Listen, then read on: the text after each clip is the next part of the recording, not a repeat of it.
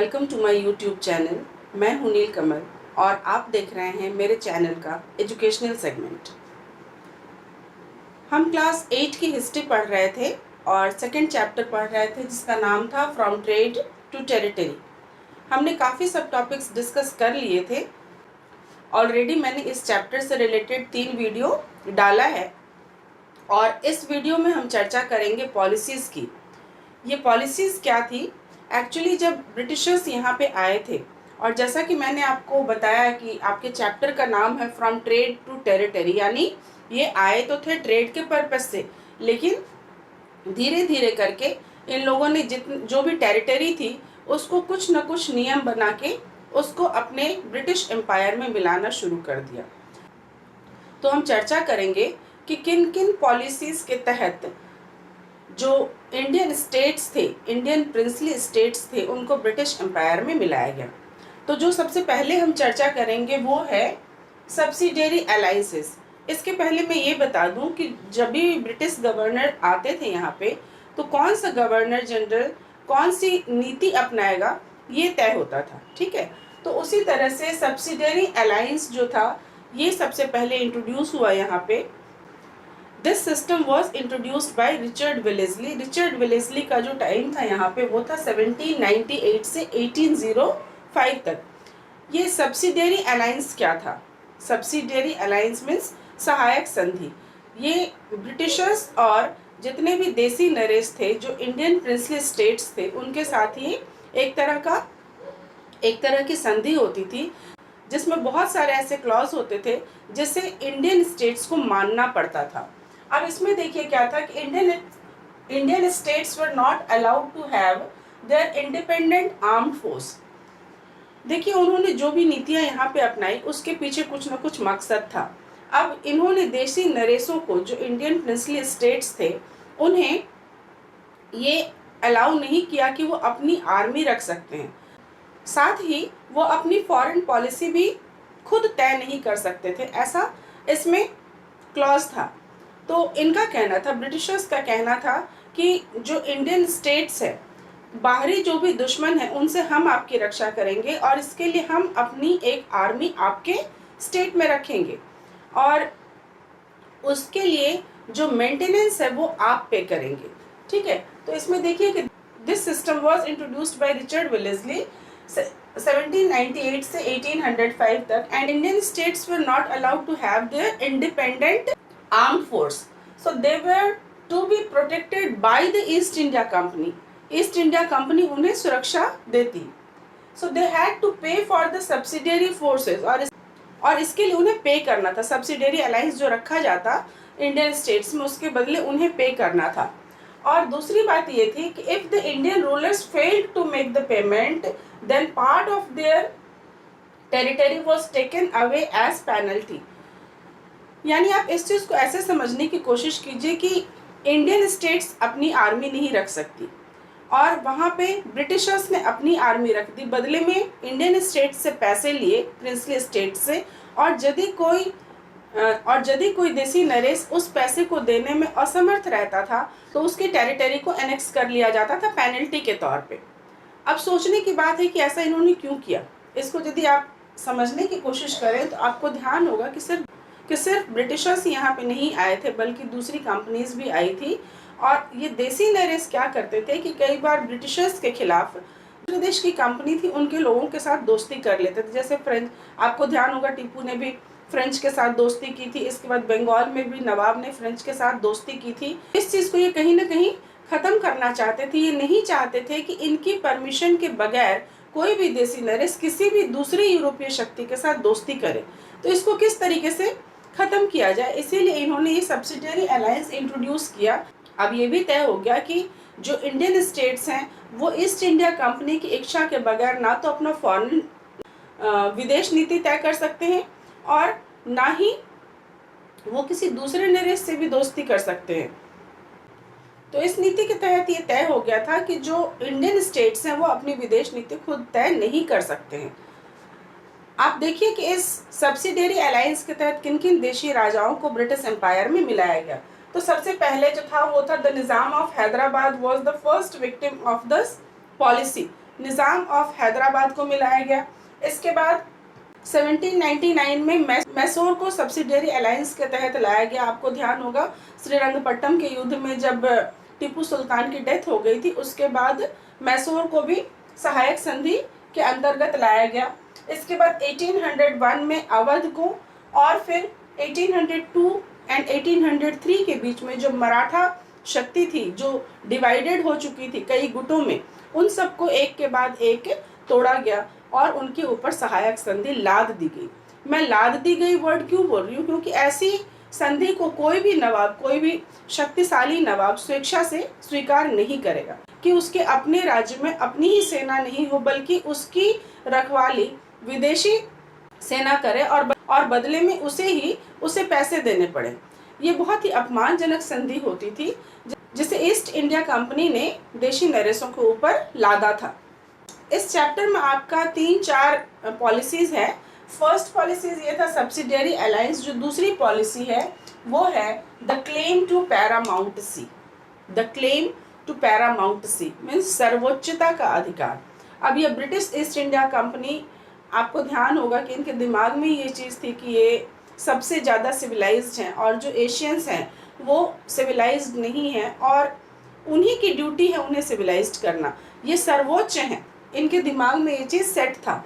तो इनका क्या था कि this policy the claim to paramountcy was introduced by Lord Hastings, जिसका पीरियड था 1813 से 1823 तक।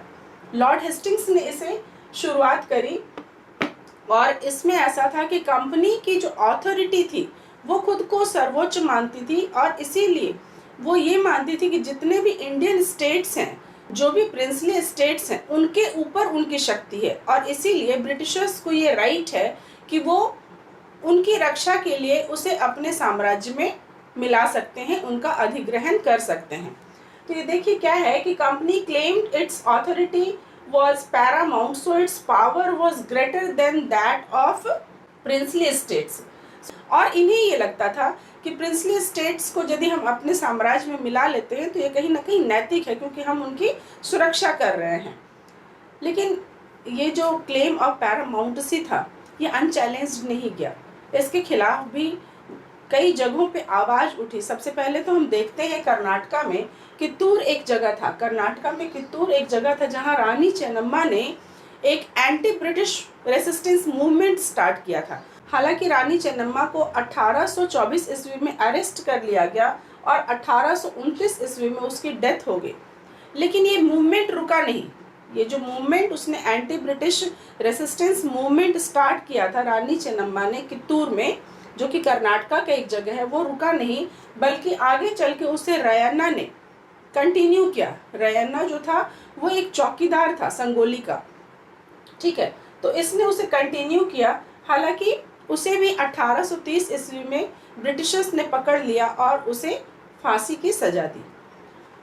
तो इस तरह से हमने देखा कि लॉर्ड हेस्टिंग्स ने जो ये क्लेम ऑफ पैरामाउंटेसी थी, इसके तहत कई जगहों को अपने राज्य में मिलाया। इसके बाद एक पॉलिसी है जो कि आपके बुक में बिल्कुल क्लियरली नहीं लिखी हुई, इसीलिए आप उसे नहीं समझ पाते। उसे आप लिख सकते हैं policy of north west. North west की तरफ से आप देखेंगे कि हमेशा एक खतरा बना रहता था। वैसे भी यदि आप इंडिया को मैप पे देखें तो आप देखेंगे कि ठीक है, एक तरफ नॉर्थ के साइड से हिमालयन है, वहाँ से प्रोटेक्टेड है, ठीक है। ईस्ट की तरफ चले जाइए तो बे ऑफ बंगाल है, वहाँ से प्रोटेक्टेड है। फिर वेस्ट की तरफ जाइए तो अरेबियन सी है, वहाँ से वो प्रोटेक्टेड है। नीचे देखिए यदि साउथ में तो हिंद महासागर है। और फिर आप देखेंगे कि इंडिया का जो नॉर्थ वेस्ट का इलाका है, ये इलाका इंडिया का जो नॉर्थ वेस्ट का इलाका है वो हमेशा से ही, आज से नहीं बल्कि आप एंशिएंट हिस्ट्री भी पढ़ेंगे, वहाँ भी आपको बहुत सारे एग्जाम्पल्स मिल जाएंगे कि जितने भी आक्रमण हुए वो इसी रास्ते से हुए। इसके अलावा आप मेडिवल हिस्ट्री में देखिए तो वहाँ भी जितने सारे आक्रमण होंगे वो इसी तरफ से होंगे। तो कॉलोनियल पीरियड में भी ऐसा ही हुआ। अब यहाँ पे ब्रिटिशर्स का रूल था, तो आप देखेंगे कि नॉर्थ वेस्ट को यदि वो सुरक्षित नहीं रखेंगे तो वेस्ट की साइड से रशिया और पर्शिया के आक्रमण करने का खतरा बना रहता था। और इंडिया में चूंकि ब्रिटिशर्स रूल था उस समय में, तो वो अपने आप को इस चीज़ से प्रोटेक्ट करना चाहते थे, वो अपने स्वार्थ को बचाना चाहते थे। वो नहीं चाहते थे कि अफ़गानिस्तान के रास्ते से होकर रशिया जो है वो भारत में प्रवेश करे, इसीलिए वो अपने इंटरेस्ट को बचाने के लिए नॉर्थ वेस्ट को हमेशा सुरक्षित रखना चाहते थे। तो एक जो पॉलिसी है वो आप पॉलिसी ऑफ नॉर्थ वेस्ट लिख लीजिए। ये पॉलिसी ज़्यादातर जो चली वो लॉर्ड ऑकलैंड ने इसे इंट्रोड्यूस किया। हालांकि इस पॉलिसी को लॉर्ड ऑकलैंड ने इंट्रोड्यूस किया और उसका टाइम पीरियड था 1836 से 1842। ये लॉर्ड ऑकलैंड जो था, इसे एक्चुअली कहें तो इसे मोस्ट अनसक्सेसफुल गवर्नर जनरल कहा जाता है, क्योंकि इसके समय में इसने अफगानिस्तान के प्रति जो नीति अपनाई वो एकदम से फेलियर रही। और अंततः उसकी कहानी मैं आपको बताऊंगी, थोड़ा सा शॉर्ट में मैं यहाँ बता दूंगी, डिटेल्स में तो मैं किसी और क्लास में बताऊंगी ज़रूर अलग से, ऑल्दो वो आपके सिलेबस का पार्ट नहीं है। बट हाँ, जो लोग किसी भी कंपटीशन की तैयारी कर रहे हैं उनके लिए ये जानना बहुत ही ज़रूरी है। तो क्यों इन्हें का इसके समय में यानी लॉर्ड ऑकलैंड के समय में फर्स्ट एंग्लो अफगान वॉर हुआ 1837 से 1842 तक। अब देखिए हुआ क्या था वहाँ पे अफगान में। यदि हम देखेंगे आज के कंडीशन को भी समझने के लिए, आप यदि अफगानिस्तान का थोड़ा सा इतिहास देखेंगे तो आप समझ पाएंगे। क्योंकि अफगानिस्तान में क्या था कि आपको ध्यान होगा कि अहमद शाह अब्दाली ने अफगानिस्तान राज्य का निर्माण किया था और उसके बाद वहाँ का शासक जमा शाह बना, उसके बाद शाह सुजा बना। और शाह सुजा एक बहुत अच्छा शासक नहीं था, तो उसे दोस्त मोहम्मद ने उसे रिप्लेस कर दिया था और वहाँ का शासक बन बैठा था। अब दोस्त मोहम्मद अफगानिस्तान में रूल कर रहा था और वो ऑकलैंड के साथ इस शर्त पे दोस्ती करना चाहता था कि जो पेशावर का क्षेत्र था जिसे महाराजा रंजीत सिंह ने छीन लिया था उससे, वो उसे वापस दिला दे ब्रिटिशर्स, और साथ ही उनका हेल्प ना करे। जबकि ब्रिटिशर्स ये नहीं करना चाहते थे, क्योंकि इसीलिए वो महाराजा रंजीत सिंह को खफा नहीं करना चाहते थे। तो इस तरह अफगानिस्तान के प्रति जो उसकी नीति थी ना, वो अल्टीमेटली क्या हुआ कि वॉर में तब्दील हो गई। क्यों वॉर में तब्दील हो गई? क्योंकि दोस्त मोहम्मद के सामने बड़ी खतरनाक समस्या आ गई थी कि एक तरफ से यानी वेस्ट की तरफ से रशिया और पर्शिया यानी ईरान के आक्रमण का खतरा था, और पूर्व की तरफ से यानी इंडिया की तरफ से ब्रिटिशर्स थे। शाह सुजा था जिसे कि रिप्लेस कर दिया था उसने, वो अंग्रेजों के साथ मिल बैठा था। तो शाह सुजा था, ब्रिटिशर्स थे, और पंजाब का जो नेता था, पंजाब में उस समय जो रूलर था महाराजा रंजीत सिंह, वो थे। तो वो तीनों के आक्रमण का खतरा था। तो दोस्त मोहम्मद बहुत कठिन परिस्थितियों से गुजर रहा था, लेकिन वो इस चीज़ के लिए रेडी नहीं था कि वो ब्रिटिशर्स से हाथ मिलाए। वो एक शर्त पे हाथ मिलाने को तैयार था कि ब्रिटिशर्स यदि पंजाब का हेल्प करना छोड़ दें, लेकिन वो संभव नहीं था। तो आगे चल के क्या हुआ कि अफगान के ऊपर अंग्रेज़ों ने हमला कर दिया था और हमला करके दोस्त मोहम्मद को सरेंडर करने के लिए विवश कर दिया, और शाह सुजा जो था उसे वहाँ पे फिर से शासक बना दिया। अब शाह सुजा का ना तो अफगान वासियों ने स्वागत किया और ना ही किसी तरह से उसके देश में किसी ने भी उसका स्वागत किया। बल्कि एक विद्वान कार्ड थे, उन्होंने ये कहा भी कि शाह सुजा जिस तरह से रीइंस्टॉल किया गया तो ऐसा लगता था कि किसी पुराने राजा की जुलूस नहीं आ रही बल्कि किसी मुर्दे की सवारी जा रही है। ये इतना अपमानजनक था अफगान वासियों के लिए। उन्हें शाह सुजा बिल्कुल ही पसंद नहीं था, क्योंकि शाह सुजा फिर अंग्रेजों के हाथ की कठपुतली बन गया।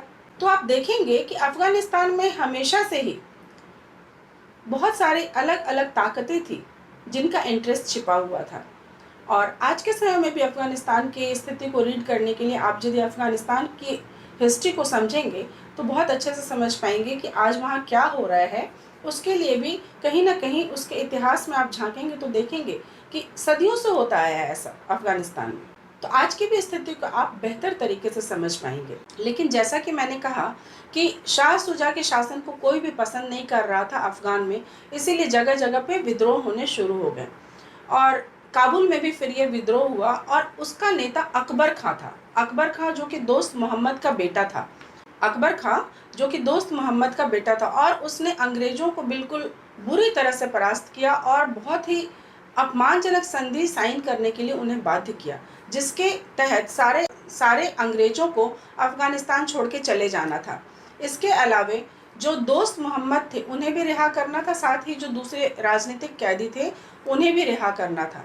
शाह शुजा के बारे में ये कहा गया कि शाह शुजा यदि चाहे तो पेंशन लेके चाहे तो अफगानिस्तान में रह ले, या फिर अंग्रेज़ों के साथ चाहे तो भारत चला जाए। अब ये बहुत ही अपमानजनक हार थी ब्रिटिशर्स के लिए, इसीलिए क्यों मैंने बताया कि लॉर्ड ऑकलैंड को मोस्ट अनसक्सेसफुल गवर्नर जनरल कहा जाता है, क्योंकि फर्स्ट, ऐसे तो एंग्लो अफगान वॉर बाद में हुए और भी, लेकिन जो फर्स्ट एंग्लो अफगान वॉर था वो इसी के समय में हुआ, और इतनी बुरी हार के बाद ऑकलैंड को 1843 में वापस बुला लिया गया था। अब अफगान में जो हार हुई थी इसकी वजह से एक अपमान इनके भीतर था, और इसी अपमान का बदला लेने के लिए या यूं कहें कि इस अपमान को छुपाने के लिए इन्होंने सिंध पे आक्रमण कर दिया, जो कि जहाँ का जो राजा था वो हमेशा से ब्रिटिशर्स के पक्ष में रहता था, उनकी सारी चीज़ें मानता था, सारे शर्त मानता था, लेकिन इन्होंने सिंध पे आक्रमण कर दिया और 1843 में सिंध को भी एनेक्स कर लिया। ठीक है, जाहिर सी बात थी कि अपना जो नॉर्थ वेस्ट फ्रंटियर था ना उसे सुरक्षित करना चाहते थे।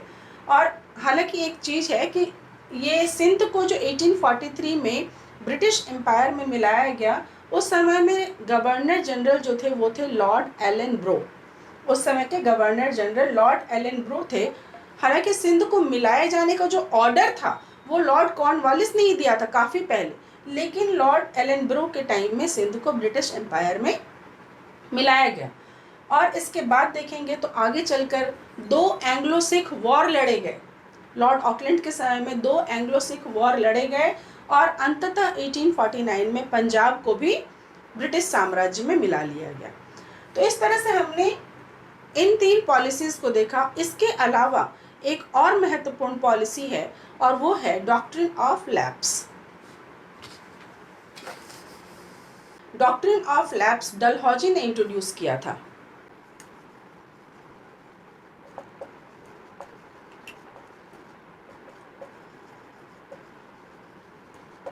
तो जो ये डॉक्ट्रिन ऑफ लैप्स की पॉलिसी थी ये डलहौजी के द्वारा शुरू की गई थी, और 1848 से 1856 का टाइम पीरियड जो था वो 1848 से 1856 तक गवर्नर जनरल रहा था डलहौजी। अब डलहौजी ने जो ये डॉक्ट्रिन ऑफ लैप्स की पॉलिसी निकाली, इसके पहले आपको ये जानना ज़रूरी है कि अगेन उनकी मंशा क्या थी, उनका इंटेंशन क्या था। उनका इंटेंशन सीधा सा यही था कि अब हमें टेरिटरी एक्वायर करनी है, टेरिटरी को एनेक्स करना है और अपने ब्रिटिश साम्राज्य को बढ़ाना है।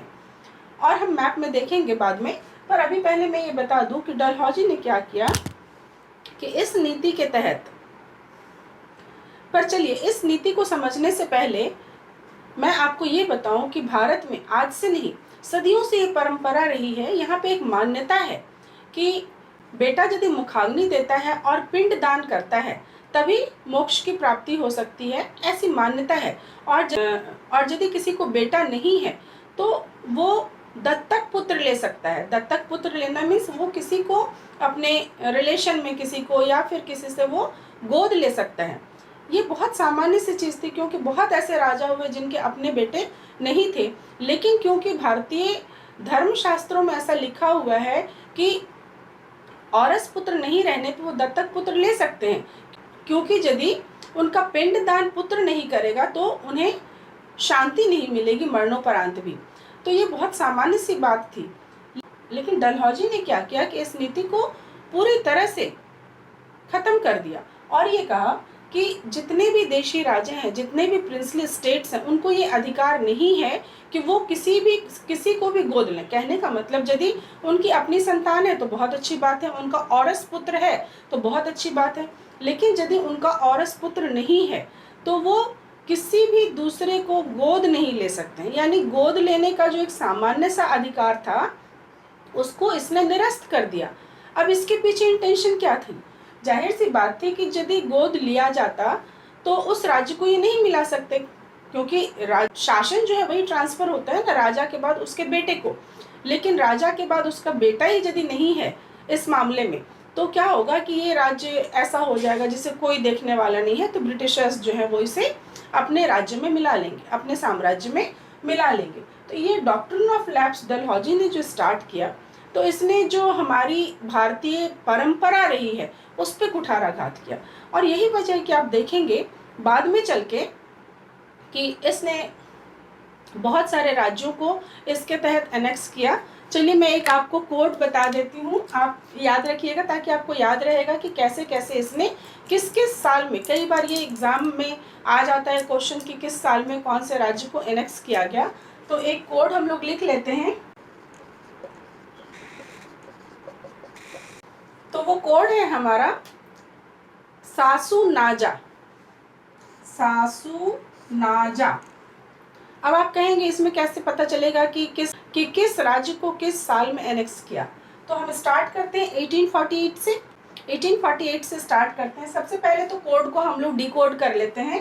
सासुनाजा, इसका मतलब है सा से हो गया सतारा, ठीक है। फिर हो गया संबलपुर, तीसरा हो गया उदयपुर, यू से उदयपुर, एन ए से हो गया नागपुर, और झांसी, जे से हो गया झांसी, और ए से हो गया अवध। हालांकि अवध को इसने दूसरे रीजन से अपने साम्राज्य में मिलाया था, वो मैं आपके साथ डिस्कस करूंगी, पर पहले हम इसका ईयर देख लेते हैं। सासुनाजा मीन्स सतारा, संबलपुर, उदयपुर, नागपुर, झांसी और अवध। तो हम ईयर देख लेते हैं कि किस साल में किस राज्य को एनेक्स किया गया। तो सतारा को 1848 में मिलाया गया अपने राज्य में। संबलपुर को शुरुआत में थोड़ा गैप पे इन्होंने मिलाया, 2-2 साल के गैप पे, है ना। संबलपुर को इन्होंने 1850 में मिलाया। उदयपुर को इन्होंने 1852 में मिलाया। पर इसके बाद हर साल 1852 के बाद नागपुर को 1853 में, नागपुर को 1853 में, झांसी को 1854 में, और अंततः अवध को 1856 में। तो आप देखेंगे कि कई जगहों पे आक्रोश उत्पन्न हो गया था। जैसे कि हम देखें एग्जाम्पल के रूप में हम देखें तो झांसी को ले लेते हैं। झांसी में चूंकि वहाँ की रानी आपने सुना होगा खूब लड़ी मर्दानी, वह तो झांसी वाली रानी थी। वहाँ उसने जब 1858 का विद्रोह हुआ तो उसने शस्त्र उठा लिया, क्योंकि उसके दिमाग में था कि मैं अपनी झांसी नहीं दूंगी, क्योंकि जिस आधार पर झांसी को एनेक्स किया गया था उसे था कि मैं अपनी झांसी नहीं दूंगी।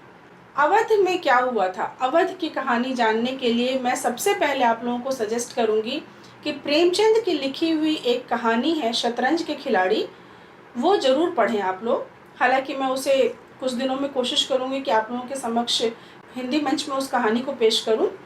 ये जानना बहुत ज़रूरी है कि अवध की क्या स्थिति थी और किस कंडीशन में शतरंज के बिसात खेलने वाले दो राजाओं ने शतरंज के बादशाह के लिए अपनी जान दे दी, लेकिन अपने देश की रक्षा नहीं कर पाए, अपने राज्य की रक्षा नहीं कर पाए, और ब्रिटिशर्स ने किस तरह से अवध को एनेक्स किया।